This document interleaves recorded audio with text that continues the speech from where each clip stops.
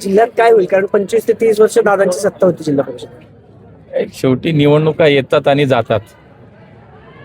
भविष्यातही अनेक वेळा निवडणुका येणार आहेत, पण दादा गेल्याचं दुःख हे प्रत्येकाच्या मनामध्ये आहे. तुम्ही पाहिलं असेल की माननीय मुख्यमंत्र्यांनी सुद्धा या राज्यात त्यांचा जो दौरा होता, जवळपास 35 ते 40 काहीतरी त्यांच्या सभाही होत्या, त्या सगळ्या त्यांनी रद्द केल्या. राजकारण करायला अख्खं आयुष्य पडलंय. पुणे जिल्ह्याची सुद्धा प्रभारी म्हणून माझ्याकडे जबाबदारी होती, पण मी पुणे जिल्ह्यात कुठल्याही जिल्हा परिषद गट असेल किंवा पंचायत समितीच्या गणात कुठेही प्रचाराला गेलो नाही. निवडणुका होत राहतील, पण अशा वेळेला कुठंतरी जाऊन प्रचार करणं, आणि शेवटी प्रचार निवडणूक म्हणजे युद्ध असतं.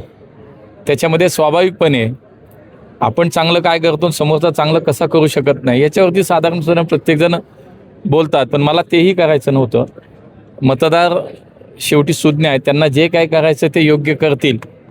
मला असं वाटतं की हे खरं आहे की गेल्या अनेक वर्षापासून जिल्ह्यामध्ये राष्ट्रवादी काँग्रेसची सत्ता आहे, पण पक्ष म्हणून भारतीय जनता पार्टी म्हणून आमच्याही सर्व कार्यकर्त्यांनी, स्थानिक जिल्ह्यातल्या नेत्यांनी खूप चांगलं काम केलं आहे, लोकांपर्यंत पोचलेत, आणि जो काय व्हायचा निर्णय तो शेवटी जनतेवरती सोपवून देऊ.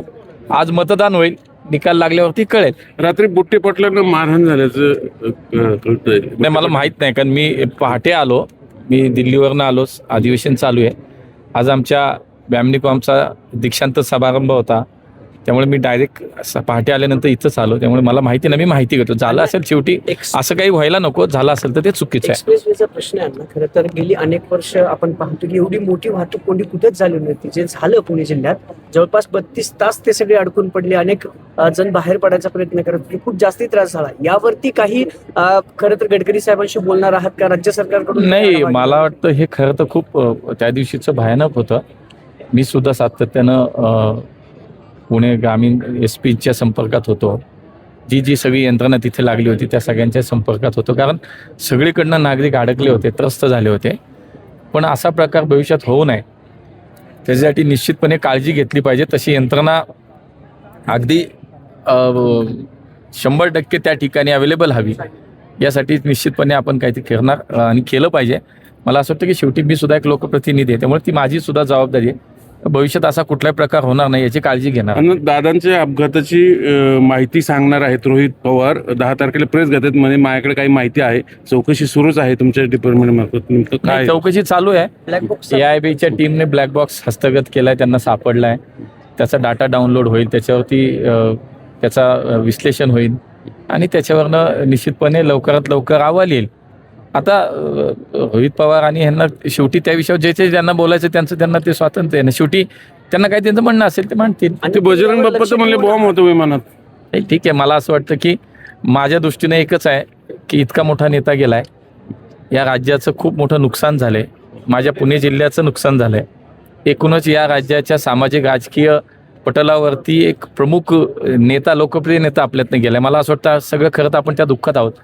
अशा दुःखद प्रसंगी मला एवढंच सांगणं की कृपया स्वतःचं राजकारण स्वतः कोणी या दादांच्या घटनेच्या विषयावरती करू नये. नाही, मी कुणाचं नाव नाही घेत, पण खरं तर जे काय घडतंय मागचे 5-6 दिवस 8 दिवस झाले, कोण काय बोलतं, चौकशी होईल, अहवाल येतील, मग वाटल्यास बोला, पण आता बोलू नये. मला असं वाटतं या सगळ्या नक्की लक्ष ठेवून आहे. आणि माननीय मुख्यमंत्री याच्यामध्ये खूप अलर्ट आहेत. मुख्यमंत्रींनी स्वतः मागणी केली आहे, देवेंद्रजींनी स्वतः CIDची चौकशी त्याच्यामध्ये लावली आहे, देवेंद्रजींनी स्वतः केंद्र सरकारकडे चौकशी मागणी केली, त्यानुसार DGCI AIB त्याच्यामध्ये काम करत आहे. मला असं वाटतं थोडा वेळ थांबलं पाहिजे. शेवटी चौकशी काय डेडलाईन काय आहे का? झालं विचारलं. मी तेच सांगितलं की या सगळ्या प्रकारामध्ये खरं तर हे दुःख खूप मोठं आहे की आज दादा नाही आहेत. मला असं वाटतं याचा आपापल्या पद्धतीनं आपल्या राजकारणासाठी कोणी वापर करू नये. सत्य काय ते येईल समोर. किती दिवसात येईल, आला की कळेल. महापौर झालेत पहिल्यांदा, पुण्याचे महापौर आता होतीलच, म्हणजे तुम्ही नामनिर्देशित केलेलं आहे. काय तुम्ही पण राहिलेला आहात महापौर, काय सांग? शेवटी गेले जवळजवळ 3-4 वर्ष या शहराला लोकप्रतिनिधी म्हणून स्थानिक पातळीवरती, स्थानिक स्वराज्य संस्थेमध्ये प्रतिनिधित्व नागरिकांचं तिथे काम करायला नव्हतं, प्रशासक काम करत होतं. त्यामुळे स्वाभाविकपणे नगरसेवक, स्थायी समिती अध्यक्ष, स्थायी समिती सदस्य, उपमहापौर, महापौर हे सगळे आता व्यवस्था अस्तित्वात आली आहे. मला निश्चित विश्वास आहे की मागच्या 3-4 वर्षाचा जो काय बॅकलॉग आता शेवटी लोकांना महानगरपालिका म्हणल्यावर दैनंदिन गरजा, दैनंदिन समस्या, या शहराच्या भविष्याचे विकासाचे प्रकल्प, काही धोरणात्मक निर्णय, हे सगळे आता घेणं शक्य होईल का शेवटी लोकप्रतिनिधी इथं पोहोचलेत. महापौरसारखी एक व्यवस्था आज शहराचे प्रमुख, आपण कुटुंब प्रमुख म्हणूया, प्रथम नागरिक म्हणून या शहराचं काम पाहिलं जाईल. मला विश्वास आहे की खूप चांगलं काम आमची लोक करतील आणि अशीच लोक आज 119 लोक जे काही पुणेकरांनी निवडून दिली. मी खरं तर पुणेकरांना धन्यवाद देईन की पुण्याचा महापौर पुन्हा एकदा पुणेकरांनी भारतीय जनता पार्टीचा केला आहे. त्यामुळे आमची जबाबदारी वाढली आहे. आम्ही या सगळ्या पदांकडे, कुठले पद असो, या पदांकडे आम्ही जबाबदारी म्हणून पाहतो. आमची ती नैतिक जबाबदारी आहे, आमचा तो संविधानाने दिलेला जबाबदारीचा अधिकार आहे. म्हणून मला असं वाटतं की ती जबाबदारी म्हणून आम्ही पाहतो. या शहरातल्या नागरी समस्या असतील, या शहराच्या भविष्याचा विचार असेल, याच्यावरती आमची माणसं खूप चांगलं काम करतील. पण पुणेकरांनी जी संधी आम्हाला दिली त्यासाठी पुन्हा एकदा मी पुणेकरांना तुम्ही महापौर असताना काही कार्यक्रम हाती घेतले होते, म्हणजे नदी सुधार असेल, ते तुमच्या महापौरांनी पुढे कसे कंटिन्यू बरेच जण इच्छुक आहेत, स्टँडिंग असेल, महापौर पद असेल. नाही, निर्णय झाले. शेवटी वर्ष झाले की कसं? काय आहे की शेवटी हे बघा, ही निर्णय प्रक्रिया आमच्याकडे ठरलेली आहे.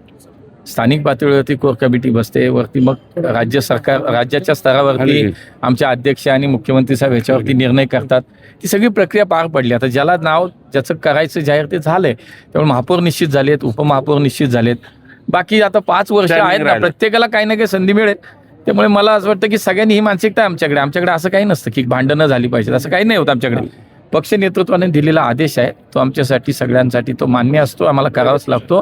त्यामुळे आमची महानगरपालिकेची टीम ही पुणेकरांच्या विश्वासाला हे सार्थ ठरवण्यासाठीच काम करते. तुमचे राहिलेली काही कामं आहेत जे त्यांनी पुढे कंटिन्यू करा. तुम्ही राहिली नाहीत, सुरू आहेत, राहिली नाहीत कामं, बरीच कामं करायची अजून, नक्की करायची. फॉलोअप घ्यावं त्यांनी काय? मला असं वाटतं की समान पाणी पुरवठा योजना आहे, पुण्याच्या वाहतुकीचा प्रश्न आहे, त्यानंतर नद्यांचे दोन्ही प्रकल्प आहेत, घनकचऱ्यावरती आपल्याला काम करावं लागेल, पुण्याच्या सार्वजनिक वाहतूक व्यवस्थेवरती आपल्याला काम करावं लागेल. मोठ्या प्रमाणात आता केंद्र सरकारच्या माध्यमातून आपल्याला बसेस प्राप्त होतात, ई बसेस त्या येत आहेत. त्यामुळे मला असं वाटतं की एकूण सर्वांगीण शहराचा, शेवटी शहर नुसतं नाही, आता समाविष्ट गावांचा सुद्धा इतका मोठा भाग आपल्याकडे आला आहे. त्यामुळे शहर आणि उपनगर आणि समाविष्ट गावं या सगळ्यांचाच एकत्रितपणे विचार करून एक सर्वसमावेशक, संतुलित अशा प्रकारचा पुण्याचा विकास, एक शहरात देशातलं चांगलं शहर. आजही तुम्ही बघा, मोस्ट लिव्हेबल सिटी म्हणून जो काही इंडेक्स आला महुआचा, त्याच्यामध्ये सुद्धा आज देशामध्ये राहण्याचं सर्वोत्तम शहर आपलं पुणेच आहे. पण माझं म्हणणं त्याचा अर्थ असं नाही की सगळंच पुण्यामध्ये आता काम संपलं. काम खूप आहे, काम खूप करायचं आहे अजून. आणि म्हणून मला असं वाटतं पुणेकरांनी जो विश्वास व्यक्त केला त्या विश्वासातनं आम्ही सगळे मिळून या शहराला एक देशातलं चांगलं शहर बनवण्यासाठी निश्चितपणे चांगलं काम करू. एवढं पीएमपीचे जे अध्यक्ष सीएमडी आहेत त्यांनी काही घोळ केलेत बसेस खरेदीमध्ये, सीएनजीच्या किंवा प्रमोशन मध्ये पैसे खाल्ल्याचा एक आरोप होतोय. काय वर्तमानपत्रात अशा काही बातम्या आल्यात, मी नक्की त्याची माहिती घेईन. चौकशी लावून